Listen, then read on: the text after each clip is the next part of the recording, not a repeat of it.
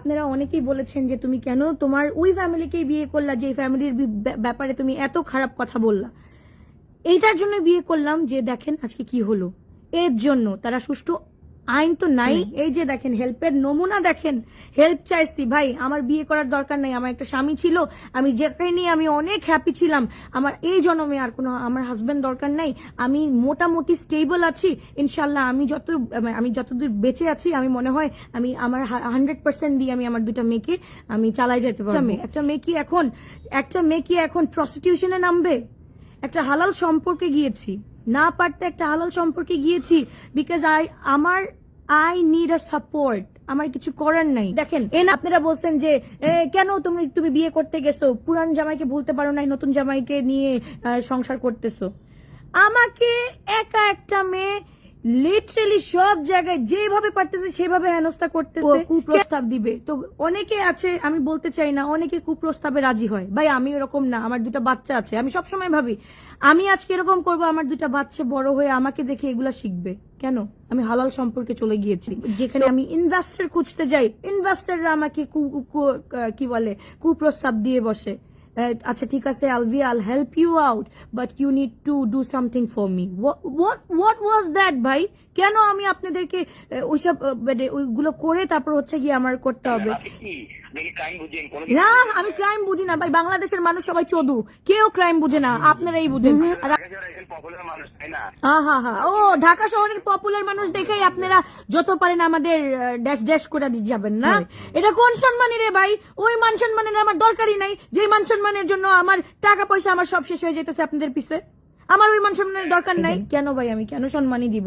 আমার কেস উঠে গেছে, আমার সব উঠে গেছে, আমি এখন সংসার করতেছি, আমাদের মিউচুয়াল আন্ডারস্ট্যান্ডিং করাই দেওয়া হয়েছে হাইকোর্ট থেকে। তো কেন এখন আমি তাদেরকে টাকা দিব? কেন আমি টাকা খাওয়াবো?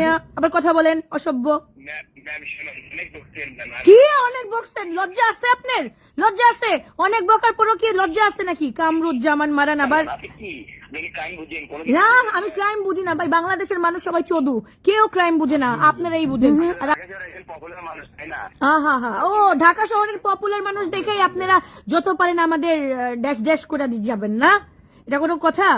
যত মানে আপনারা পাবলিসিটি, মানে আমাদের মান সম্মান যে আছে, আমরা একটা ভয় পাই মান সম্মানের, এই মান সম্মানের ভয়ে আপনাদেরকে আমাদের সম্মানই দিতে হয়। এটা কোন সম্মানী রে ভাই?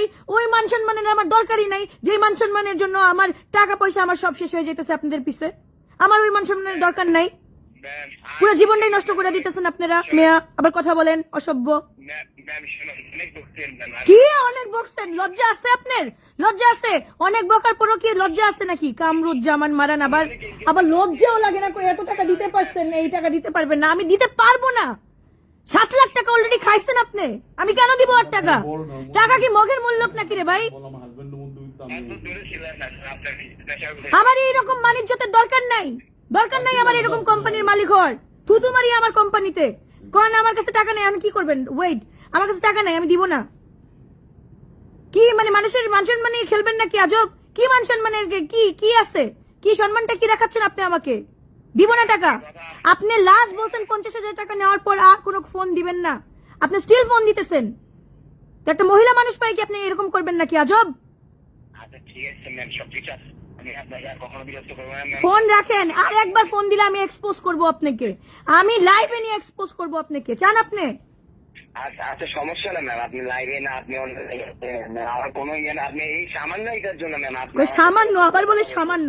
চিন্তা করো, 7-8 লাখ টাকা খায়া বলে সামান্য। কিছু বলতেছেন ম্যাম, এই সামান্যর জন্য ম্যাম আপনি একটু চান, আপনি এই বিষয়টা নিয়ে আরো বাড়াবাড়ি করেন ম্যাম। আমি তো চাই না সেটা ম্যাম, আমাদের কাছে একটা সম্মানী এতটুকুই। আবার সম্মানী?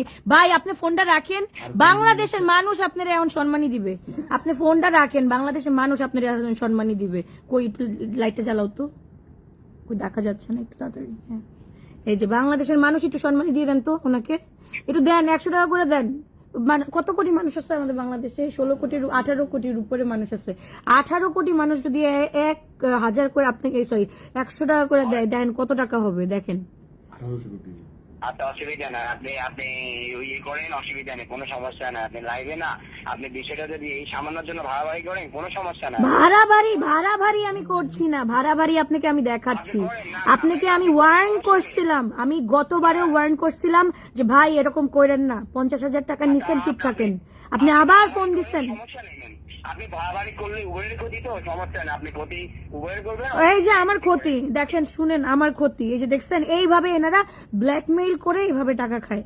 সো আমি সবাইকে বলবো যে এই যে এইরকম যে কতগুলো আছে নরপিশাচ, না আমি কাইটা দিচ্ছি যাক, মানে এটাই তো বলি যে এখন বলতেছে ক্ষতি নিবে না, বাদ দাও বাদ দাও, নর্মালি ইটস ফাইন। জাস্ট আমি সকল পুলিশ অফিসারদেরকে বলছি যে এইরকম যদি আপনাদের ইয়েতে থাকে, সার্কেলে থাকে, অবশ্যই এটার ব্যাপারে আপনারা আইনত একটা ব্যবস্থা নেন। কারণ এরকম আমাদের মতো আমরা যারা চুপ করে থাকি, যাদের মানে একটা মান সম্মান বোধ আছে, যে আমরা চাই না যে জিনিসগুলো সামনে আসুক, তাদেরকেই কিন্তু তারা এরকম হেনস্থ করে। জিনিসগুলো মিটমাট হয়ে গেছে, বাট যেহেতু আমাদেরটা আজকে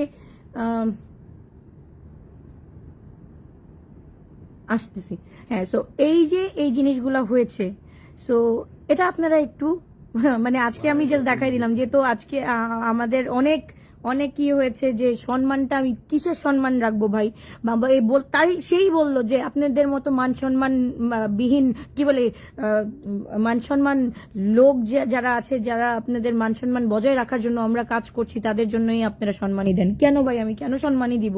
আমার কেস উঠে গেছে, আমার সব উঠে গেছে, আমি এখন সংসার করতেছি, আমাদের মিউচুয়াল আন্ডারস্ট্যান্ডিং করাই দেওয়া হয়েছে হাইকোর্ট থেকে, তো কেন এখন আমি তাদেরকে টাকা দিব? কেন আমি টাকা খাওয়াবো? এখন হচ্ছে গিয়ে যদি কোনো কেস উইথড্র করতে চান আপনারা, তখনও বলবে কেস করার সময় যে হ্যাসেল পোহাতে হয়েছে আপনাদের, উইথড্র করার সময়ও এখন হ্যাসেল পোহাতে হবে। তাহলে বাংলাদেশে আইনকে আমি কিভাবে শ্রদ্ধা করব? বাংলাদেশের আইনকে আমরা কিভাবে শ্রদ্ধা করব আপনারা বলেন?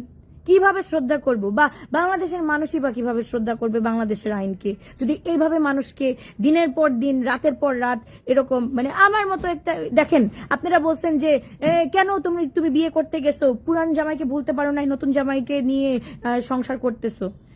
আমাকে একা একটা মেয়ে লিটারেলি সব জায়গায় যেভাবে পারতেছে সেভাবে হেনস্থা করতেছে। কেন রে ভাই, মগের মূল্যক নাকি যে একা একটা মেয়ে থাকা যাবে না?